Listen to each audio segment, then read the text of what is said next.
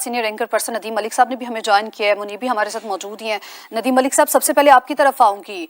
Article 209 को इस्तेमाल करते हुए पीटीआई के इंट्रा पार्टी इंतखाबात को भी कलअदम करार दिया गया था। आज पीटीआई को बल्ले का निशान वापस मिल गया है।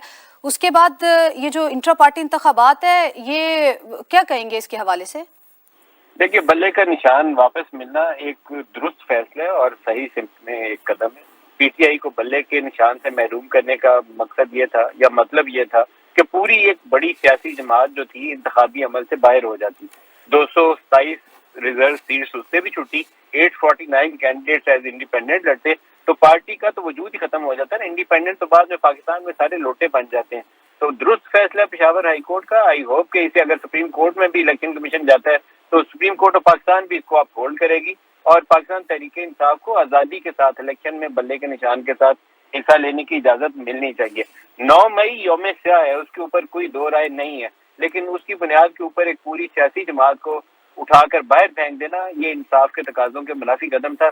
मैं इसको सपोर्ट नहीं करता। उसकी वजह यह है कि जिस इलेक्शन को इन्होंने कहा कालअदम है, पीटीआई का इंटर पार्टी पोल, उसी तरह का इलेक्शन नून लीग ने, पीपल्स पार्टी ने और बाकी जमातों ने करवा रखा है।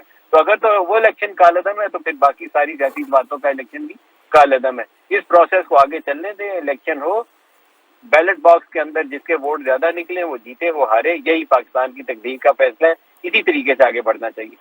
ठीक है नदीम।